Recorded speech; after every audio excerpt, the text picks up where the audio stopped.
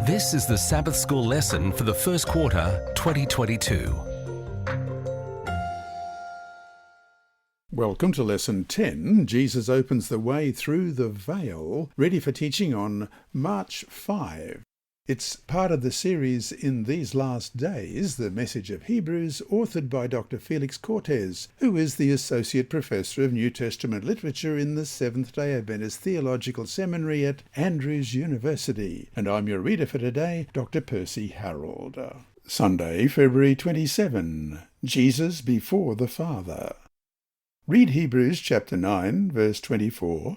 According to this passage, what was the purpose of Jesus' ascension to heaven?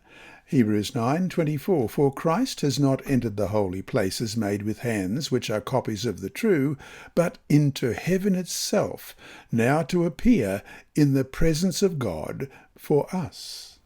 God instructed Israel that their males should go 3 times every year up to Jerusalem to appear before the Lord with an offering.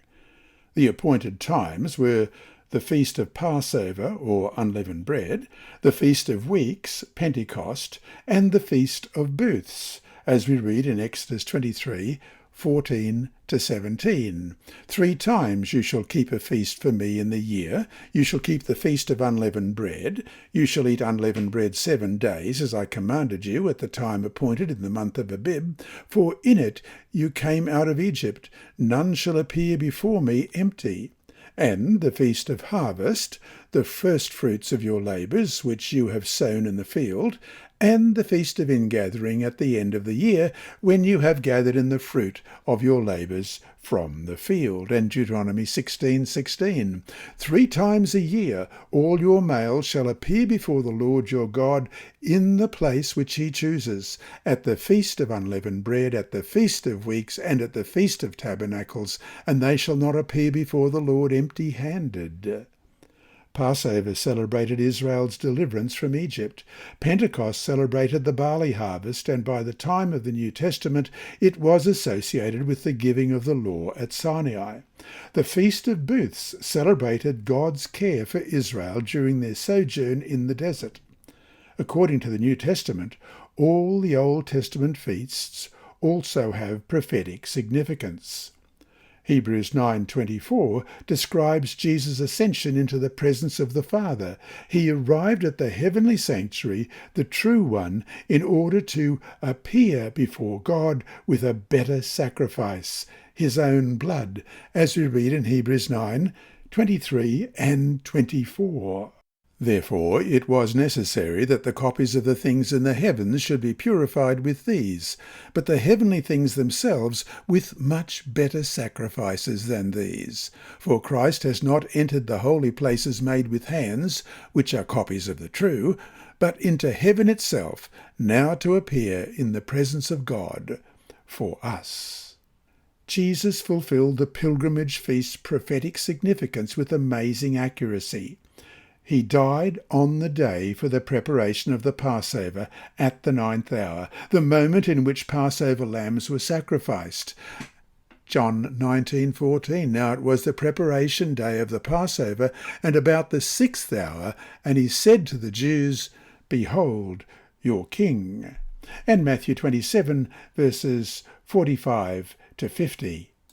Now, from the 6th hour until the 9th hour, there was darkness over all the land. And about the 9th hour, Jesus cried out with a loud voice, saying, Eli, Eli, lama sabachthani? That is, my God, why have you forsaken me? Some of those who stood there, when they heard that, said, This man is calling for Elijah. Immediately one of them ran and took a sponge, filled it with sour wine, put it on a reed, and offered it to him to drink. The rest said, Let him alone. Let us see if Elijah will come to save him. And Jesus cried out again with a loud voice, and yielded up his spirit. Jesus was resurrected on the third day and ascended to heaven to receive assurance that his sacrifice had been accepted. As you read in John 20:17, Jesus said to her, "Do not cling to me, for I have not yet ascended to my Father, but go to my brethren and say to them, I am ascending to my Father and your Father, and to my God and your God." And 1 Corinthians 15:20, "But now Christ is risen from the dead and has become the firstfruits of those who have fallen asleep." When the priest was to wave the sheaf of ripe barley as the firstfruits, as we read in Leviticus 23, verses 10 to 12. "Speak to the children of Israel and say to them, when you come into the land which I give to you and reap its harvest, then you shall bring a sheaf of the firstfruits of your harvest to the priest. He shall wave the sheaf before the Lord to be accepted on your behalf. On the day after the Sabbath the priest shall wave it. And you shall offer on that day, when you wave the sheep, a male lamb of the first year without blemish, as a burnt offering to the Lord." Then he ascended 40 days later to sit at the right hand of God and inaugurate the new covenant on the day of Pentecost, as is recorded in Acts chapter 1 and Acts chapter 2.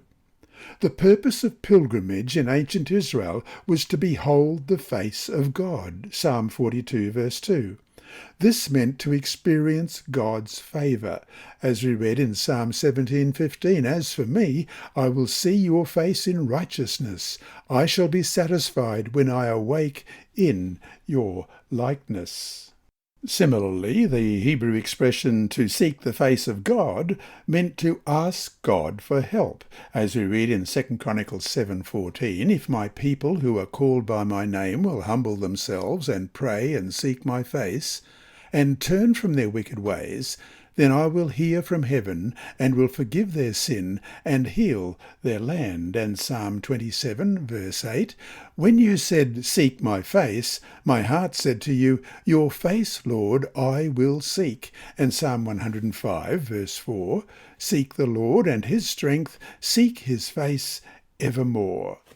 This is the sense in Hebrews of Jesus' ascension. Jesus ascended to God with the perfect sacrifice. Jesus also ascended to heaven as our forerunner into the presence of God, as we read in Hebrews 6:19 and 20. "This hope we have as an anchor of the soul, both sure and steadfast, and which enters the presence behind the veil, where the forerunner has entered for us, even Jesus having become high priest forever, according to the order of Melchizedek." He has made real the promise for the believers who journey, seeking a homeland, desiring a better country, looking forward to the city whose architect and builder is God, as we find in Hebrews 11 verses 10 and 13 to 16. Let's read those verses. Hebrews 11 verse 10, "For he waited for the city which has foundations, whose builder and maker is God." And verses 13 to 16, "These all died in faith, not having received the promises, but having seen them afar off, were assured of them, embraced them, and confessed that they were strangers and pilgrims on the earth. For those who say such things declare plainly that they seek a homeland. And truly, if they had called to mind that country from which they had come out, they would have had opportunity to return. But now they desire a better, that is, a heavenly country. Therefore God is not ashamed to be called their God, for he has prepared a city for them." And so to finish today, again, why should the reality of what Jesus has done, not only on the cross, but also what he is doing now in heaven, give us assurance of salvation? This lesson was read by Dr. Percy Harrold for Christian Services for the Blind. Sponsored by the Sabbath School Department and distributed through Hope Channel Australia, this podcast is also redistributed by Hope Channel Germany, Christian Record Services for the Blind, and It Is Written. It is also available on SoundCloud and through multiple podcast distributors, including Apple iTunes. Remember, God is always faithful.